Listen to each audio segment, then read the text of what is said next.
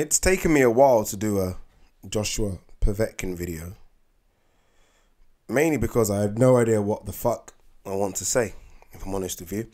I don't do breakdowns and technicals. So if you're looking for a technical video, then you might as well want to switch off now. Technical videos and breakdowns are more for Ultratech and Hatman. I just talk. And look, the fight's on the 22nd of September. That's what, 2.5 weeks away. And you have to admit, people, it's not got much heat, which is strange for Joshua, because I've always had the notion that Joshua could fight anybody and it becomes a massive fight. That's the kind of star power that I thought Anthony Joshua had. And I still do, to an extent, feel that he has that. But let's be honest, his star power in the last 3 or 4 months has dwindled some. Now, I'm one of the biggest Anthony Joshua fans you're ever going to see, because I think what he's done for boxing has been phenomenal in the last 4 or 5 years. He has, I think, single-handedly taken British boxing to another level. There's not many people that have done that. Ricky Hatton's done that. Carl Froch's done that. Anthony Joshua definitely is in that stable of fighters. But his star power in the last 4 or 5 months has dwindled. You have to be honest. That could be for a number of reasons. I think the two obvious reasons are Tyson Fury and Deontay Wilder. The Deontay Wilder fight not happening has definitely hurt his star power, especially with the hardcore boxing fans. I think the casual fans don't really give a shit about it. Tyson Fury coming back and then fighting Deontay Wilder again has hurt his star power, because everyone's looking at it like, well, if Tyson Fury can take a near 2-year hiatus, have 2 comeback fights and fight Deontay Wilder for way less money than you were given or you were offered, then why can't you? So I think that has hurt his star power. I don't think people are too happy with Povetkin as a challenger. I am thrilled with Povetkin, and we'll get onto that in a minute. But there's been a few things that I think have hurt him in the last few or 4 months. And Povetkin doesn't talk, so Povetkin isn't going to sell the fight like maybe a Dylan White would have done, or even to an extent Parker. And Parker doesn't even talk, so that shows how little Povetkin talks. Anthony Joshua hasn't done many interviews. For the record, I'm actually going to interview Anthony Joshua, I believe, next week sometime. So we'll see how that pans out. But he's definitely taken a hit. He's definitely taken a hit. If Anthony Joshua was stocks and shares, a stockbroker would tell you that these shares are going down. He's definitely taken a hit. You know when he's taking a hit, because Eddie Hearn normally would say, you know what, Anthony Joshua is sold out in 5 minutes. That's the normal rhetoric we get from Eddie Hearn. And Anthony Joshua's fight is already sold out. You can't get a ticket for love nor money. We haven't heard that. We haven't heard that. Someone, even on a recent video I did, talked about the undercard for Anthony Joshua. The undercard is pretty weak, but normally you don't care. Normally you don't care. It's just an Anthony Joshua show, and that's kind of what we turn up for. And to be honest, with big fights, I never ever care about the undercard. I've watched so many fights on TV. All I tune in for is the main event. The undercard I couldn't care less about. I'm drinking, I'm eating, and then I'm tuning in for the main fight. But for some reason, a lot of people care about the undercard on this one, which shows people are not too impressed with Povetkin.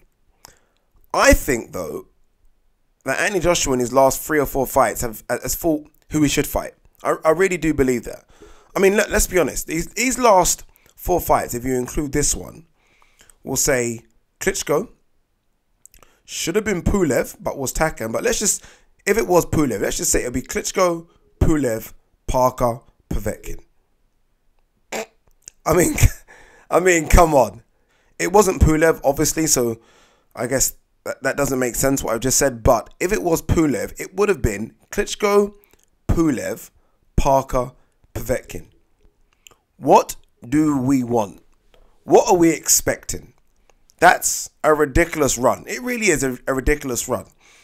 But again, because of the Wilder factor, because of the Tyson Fury factor, Povetkin just doesn't sound as attractive. Even though I think Povetkin will be as dangerous, if not dangerous, than all of those 4 guys I mentioned, including Klitschko.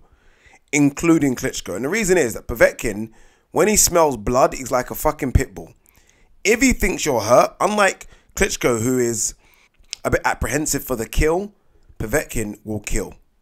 If Povetkin gets Joshua in any sort of trouble, Povetkin will kill. He won't think, I'm a bit nervous, I don't want to come in, I don't want to land the big right hand because I might get caught. No, he will go for the kill. So I think Povetkin is a legit challenger. I think Povetkin has been ranked in the top 5 for the last probably 10 years. People might look at his resume and think it's not great. I disagree. I think Povetkin's got a solid resume, and I think Povetkin will be a tough challenge. But no one cares about that. No one really cares about it. All we care about is Wilder Fury next. And those fights will come. I think we have a microwave mentality in terms of we want it now, rather than something that's cooked in the oven for about 2 hours and tastes great. Sometimes these big fights do take long to come. They do take long to build up. And again, I'll read out that resume. It would have been Klitschko, Pulev, Parker, Povetkin. We can't be upset with that. We can't be upset.